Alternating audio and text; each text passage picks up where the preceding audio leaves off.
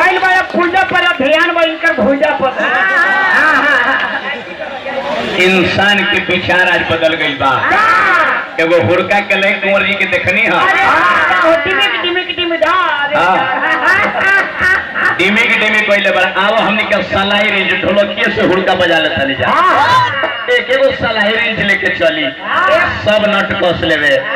सब में सेट हो जाए। ऐ 13-12 लेके चलत रही 2 गो नट का सही न संतापड़ी से बदला जाए। हुड़का है तबे गवाई अबे मुन्ना जी अरे आओ तो हुड़का बोले बजाओ ए मां हार लागल पे सारा हमारा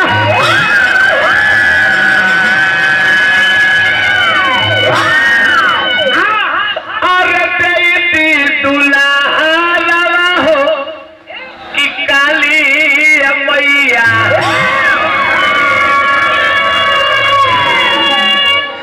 ना तो नैया डूबी मरधारा हो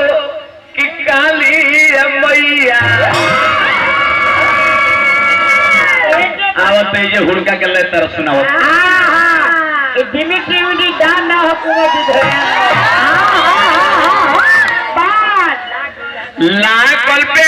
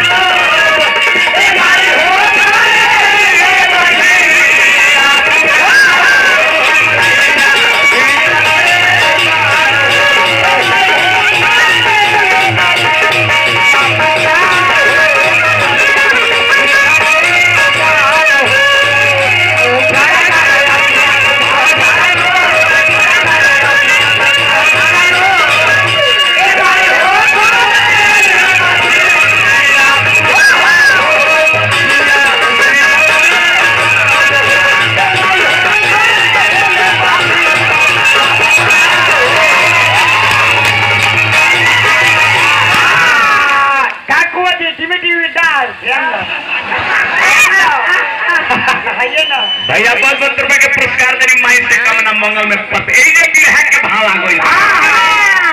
जाबे भी कर गया स्टेशन हो गया। चलिए 500 रुपए के पुरस्कार साइकिल मंडल जी मंगल ए जे भाव आए के उत्तर से देवरिया जिला के लोग बिरहा के भाव गावेला बोले हो माई ए बाप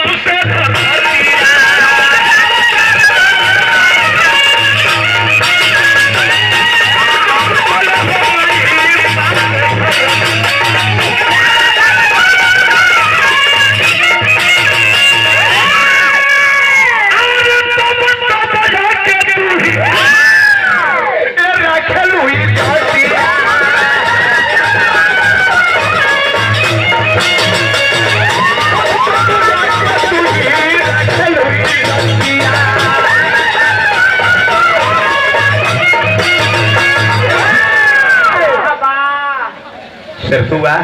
बहुत बहुत रुपए के पुरस्कार मंगल मेला जा पैसा ले ली महाराज स्टेज छोटा वहां के बढ़ के ले ली। हाँ तो हो अब 100 रुपया देकर जगह खोजो तो 100 रुपया में सीख साउंड सर्विस की ओर से 1 रुपया पुरस्कार यही खातिर गावे गावे महाराज चलते हमरो मेहरारू कहले कि तू कौन काम सीख लेला होली में बहरी, दशहरा में बहरी, दीपावली में बहरी, जाड़ा में बहरी, आ घरे कहिया रहब गोधन के ऐसे कहे के बा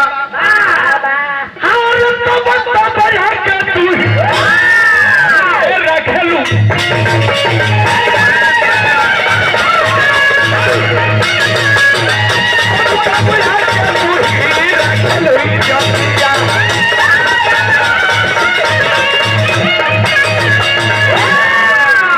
गार्जियन तनी बाज बदल तो ओ सही बचाई ओहे सुंदर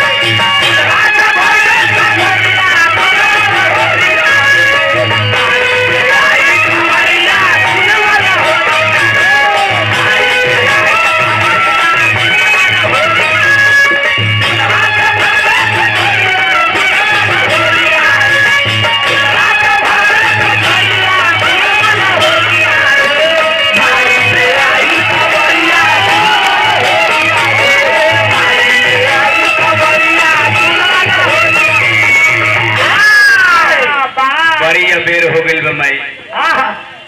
बात राजन बाबा से ना बोली ट्रक ड्राइवर उपेंद्र 7 ग्राम 1000 रुपए के पुरस्कार दिली हार्दिक